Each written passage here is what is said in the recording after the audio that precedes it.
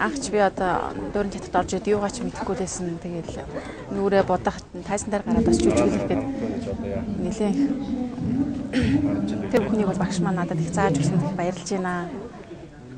За багш одоо эрүүл их аз жаргал сайн сайхан өсөөрэй хайртай шүү. Цаг наргүй ажил, цаг хугацаа шаардсан бэлтгэл сургуулилт амьдрал ахуйг авч явах гээд энэ эмэгтэйн үүргэрэл ажил дээрч тэр гэртээч тэр асар их.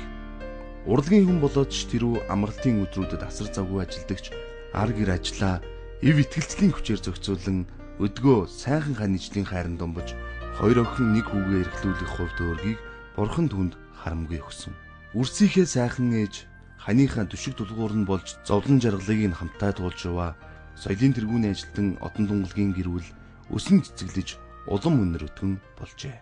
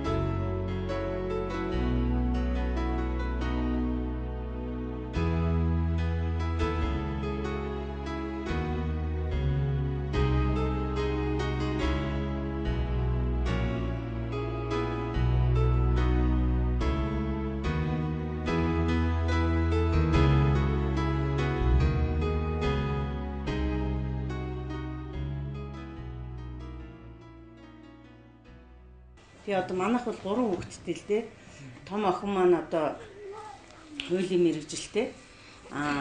Дунд охин маань болохоор намайг одоо өвлжил одоо урлагийн хүн болсон хүн л дээ. Тэгтээ бүжигчин байсан. Тэгээд яг бүжиглэх үедээ бүжиглээл явдгийн. Тэгээд одоо бол тэр хүмүүлийн хуулийн анги төгсөөд дараа нь санхүүгийн нэгтгэн болгогч анги төгсөөд одоо нэг Япон компанид ажиллаж байгаа. Менежерээр ажилладаг.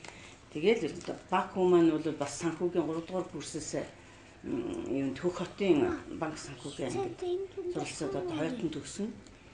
Манай бэр болохоор зэрэг бас ангаахын чиглэлээр бас хөлбөртөд тэр Монгол уламжлалт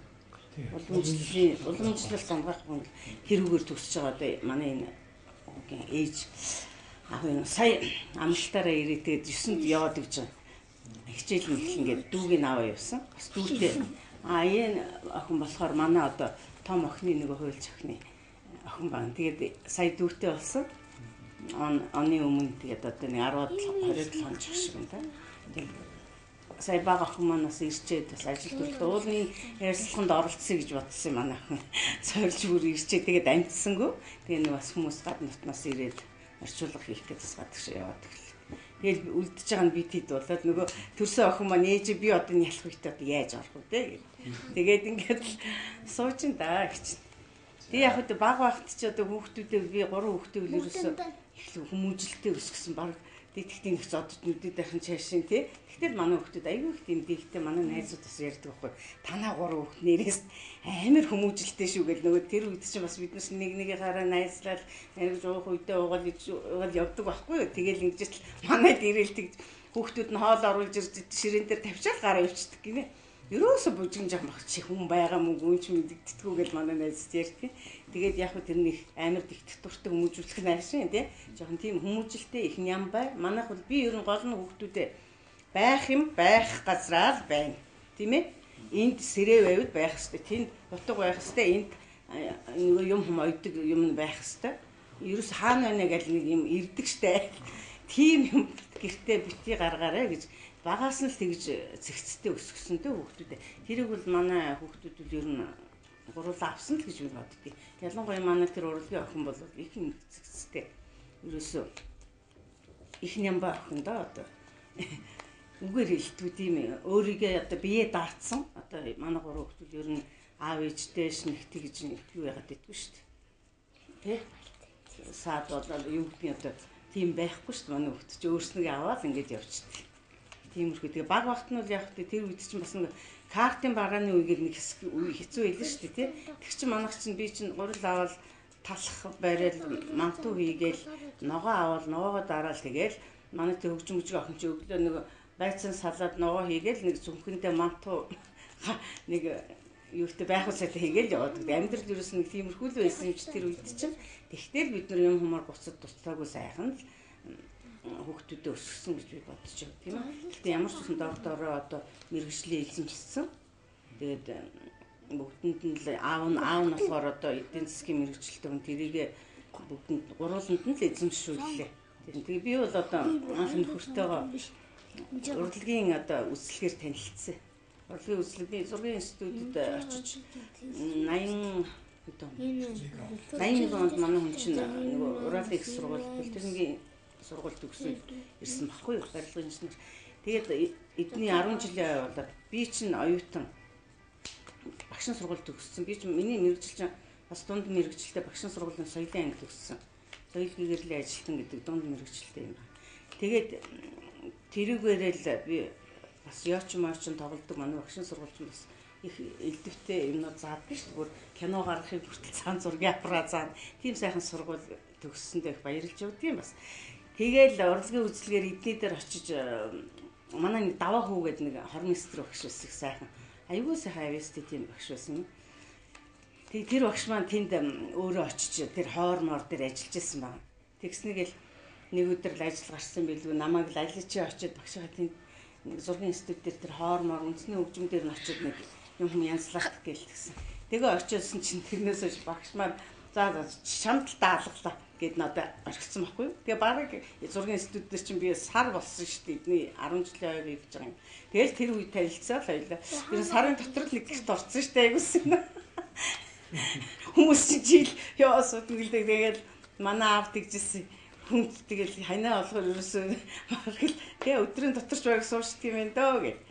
Тэгэл нэг ороод намайг нэг шин хөргөж өгөөл тэгэл манайд ороод гар гэсэн чил.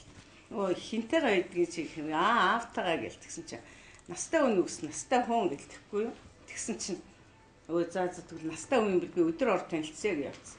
Яг нэг өдөр ирсэн чичээлээс ирсэн манайд биеийн тамирын хувцастай бөмбөг байж байгаа юм. Тэгсэн чинь нөгөө тоглолтог л да манай хүн бас боксер хичээлсэн баггүй биеийн тамир. Тэгсэн чинь харин хөлбөмбөг тоглолч волейбол тоглолчод манай дээрээ тоолт сая ийдсэн манай аавтай танилцсан суужсэн. Тэгэл байдсан шүү. Битэр суугаад үндсэндээ нэг 30 орчим жил болж байна да. Анх танилцсан тухай манай гэрэг түрүүн ярьсан. Тэгээ урлагийн хүнтэй нэг бүрт орныг юунсдээ бас бодоочгүй байсан. Гэтэл ингээд амьдралын юугаар бол бид хоёр ингээд уучраад урлагийн хүнтэй нэг гэрт амьдрсан л да. Ингээ харж байхад бол ерөөсөө урлагийн ертөнцид Оросын юм шиг надад сайхан санагдал төрж байсан. Юу гэхээр зэрэг тэр гэргийн маань ингээд ажил дээрээ одоо очиход бол тэр театр дээр очиход үнэхээр их сайхан сэтгэл төрдөг байсан дараад өөр ертөнцид ороод ирсэн юм шиг тиймэрхүү л одоо их сайхан сэтгэл төрдөг байсан. За бид хоёр бол одоо яг 3 хүүхдээ ингээд сайхан өсөж хүмүүжүүлээд явж байна. Үндсэндээ бол манай гэргийн бол одоо энэ дөрвийн театрын ариун тайзан дээр үнэндээ 30 орчим жил одоо амьдралаа да тэнд амьдралынхаа ихэнх хугацааг бол тэр театрт өнгөрөөсөн дөө. Урлагийн хүнтэй ингээд хамт амьдрахад бол их сайхан жаргалтай өдрүүд байх бас хэцүү тал бий л дээ. Тэр нь юу гэхээр зэрэг бид хоёрын амралт зөрдөг. Дээр нь нэмээд бас яг ингээд нөгөө оройн цагаар манай хүмүүс нь ажиллана. Би гэртээ ажил тараад оройн цагаар гэртээ байж гин. Энээс ахвал ер нь жоохон тийм хүндрэлтэлүүд байдаг. Гэхдээ хамгийн сайхан юу гэхээр зэрэг бид ингээд энийг хүнийг зохицуулаад ингээд хай нэг бас нэг хамт амрах энэ төр үе гарна л да. Тэр нь одоо бас цөөхөн тохиолдно. Гэхдээ яг тэр үед нь бид хоёр ингээд хамт амраад бас нэг тэр үеч одоо хандагаа тэгэл явдаг, таны бааз руу очдог. За ууланд гардаг гэдэг иймэрхүү одоо байдлаар явсан. Ер нь бол манай гэрийн амьдрал бол яг одоо олны жижигхээр үндсэндээ бол одоо тэр үеийн бидний насны хүмүүс яаж амьддаг байсан яг л тэр жижигхээр явсараад үдий зэрэгт явж байна да одоо.